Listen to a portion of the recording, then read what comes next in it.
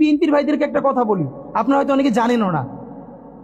পৃথিবীতে দ্বিতীয় ইতিহাস আছে কিনা মান্না ভাই জানলে বলবেন, আমি ভাইয়ের কাছ থেকে শুনতে চাইব। জিয়াউর রহমান তো একজন সামরিক শাসক ছিলেন। একজন সামরিক শাসক সামরিক ফরমান জারি করে দেশে গণতন্ত্র ফিরেছে, পৃথিবীতে এই নজির নাই যেটা জিয়াউর রহমান করছেন। আপনারা কি জানেন এই যে জিয়াউর রহমান গণতন্ত্র ফিরাইলেন, যার মাধ্যমে আওয়ামী লীগও রাজনীতি করার সুযোগ পাইল বাকশালের পর?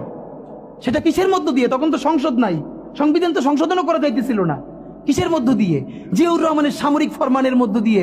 পৃথিবীর একমাত্র একজন সামরিক শাসক যিনি ফিল করলেন না সামরিক পন্থা দিয়ে করা যাবে না, গণতন্ত্রে ফিরতে হবে। এবং দেখেন হাসিনারে এবং আওয়ামী লীগের চরিত্রটাই হলো এইরকম, এর যে একটু ভালোবাসে তারই সে হত্যা করে।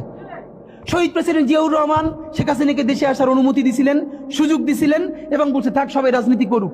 আসার 1 মাসের মধ্যে জিয়াউর রহমান শহীদ হয়ে গেছে, 13 দিনের মধ্যে। এবার দেখেন এই যে আমরা এখন যারা সবাই করতেছি, সুতরাং এটা একটা বিষ। এই বিষের সাথে আমরা কিভাবে লড়াই করব?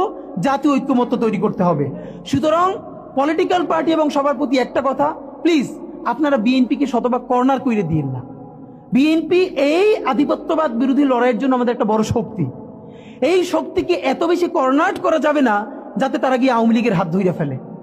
তারা যদি আওয়ামী লীগের হাত ধরে ফেলে তাহলে লড়াইটা তো আমাদের জন্য আরো কঠিন হয়ে যাবে।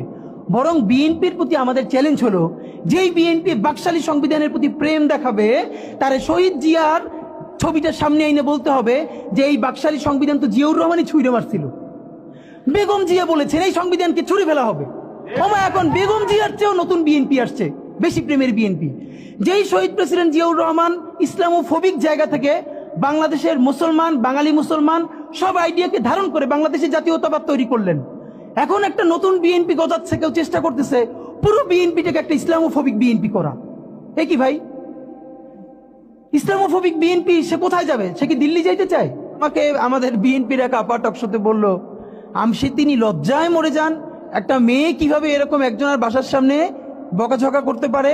তার মেয়ের সামনে তিনি এখনো যদি ধমক দেন মেয়ে কান্না করে ফেলবে। আর তার মেয়ের বয়সী মেয়েরা রাস্তায় এসে তারপর এরকম গালিগালাজ করতেছে একজন বয়োবৃদ্ধ মানুষকে। মানে মনে চায় কি, মাঝে মধ্যে মনে চায় আপনি কিছু বলবেন না, চক্ষু বন্ধ করে থাকবেন।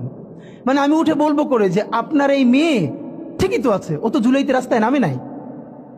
যেই মেয়ে গালিগালাজ করে ও তো জুলাইতে নামে ওর ঘর সংসার হারানোর পালা হয়েছে। একটা মেয়ের স্টেটমেন্ট দেখছেন, একটা মেয়ে বলতেছে যে আমি তো ইন্টার ফেল, টাইনে টুইনে পাস করছি, আমি কোটা মোটা দিয়ে কি করব? কি ভীষণ সত্য উচ্চারণ। বলতেছে এই কোটা দিয়ে আমি কি করব? আমি তো টাইনে টুইনে ইন্টার পাস করছি, আমি ফেল করছি, আমার কয়দিন পর বিয়ে হয়ে যাবে। কিন্তু আমার ভাইয়ের রক্ত দেখে আমি থামতে পারি না, আমি রাজপথে নামে আসছি। তা